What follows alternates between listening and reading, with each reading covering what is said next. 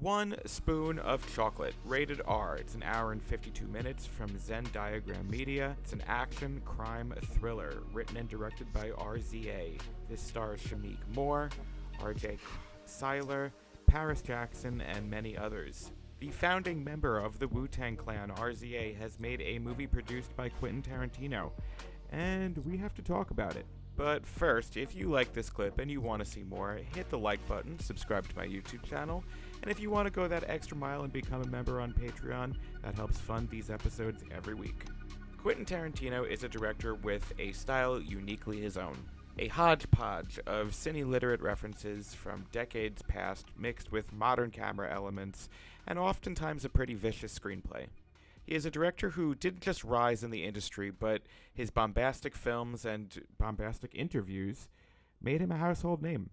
Many directors wanted to emulate Quentin Tarantino's style, and Tarantino seemed to encourage it, producing films for Robert Rodriguez, Eli Roth, and now RZA.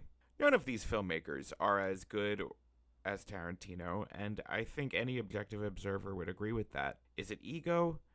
Does Quentin just want to see what the fruits of his labor has inspired? Who knows? In the case of this new RZA film, One Spoon of Chocolate, the fruits are bitter. Shamik Moore plays Randy Unique Johnson. If there's one thing you need to know about his character, don't worry, it's also his name. Unique is an ex-military convict on parole, fresh out of jail, and in need of a couch to sleep on. His cousin, Ramsey, RJ Seiler, welcomes him home with open arms. And being fresh out of prison, they want to go out and celebrate with Ramsey's pretty friends Darla and Aretha, Paris Jackson and Emery Crutchfield. But celebrating isn't going to happen because these nice young folk are black and happen to live in the most cartoonishly backwoods racist town you have ever seen. The white people in this movie make Stephen Miller look like a nice guy. Jimmy, played by Harry Goodwins, is the sheriff's son and also hates black people. By the way, it has nothing to do with the movie. Jimmy spends most of his role shirtless, and his nipples are just way too close together. If this is the superior race, there are some things that need adjustment. Jimmy and his gang don't just hate black people.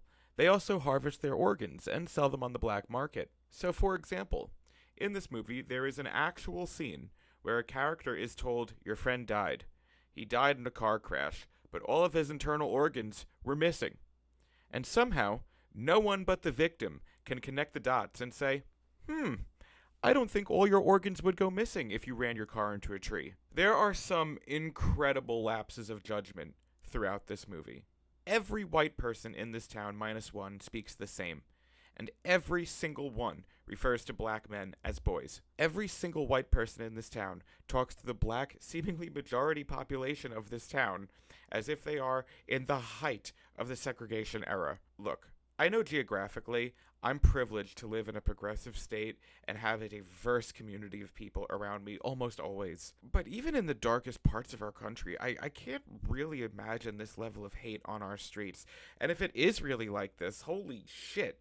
But I really don't think it is, and that's where this movie starts to make me very uncomfortable. As the movie resolves, our hero, Unique, has killed all the racist whites. He has found the last one and delivers a great triumphant monologue about the shifting of power. But if what happens over the course of this movie is meant to act as a blueprint in the shifting of that power, then the message is perverted at best and encouraging violence at worst. I'm not naive enough to believe that progress is always achieved through peace. But this movie just doesn't feel honest, and there is no progress without an honest conversation. There are absurdities in this film that really started to push the envelope of believability, but worse, it started to push me away as an audience member. I like a despicable villain. I love hating a character. And yes, I hated Jimmy and his gang. But I hated them not just because of who they were and what they stood for.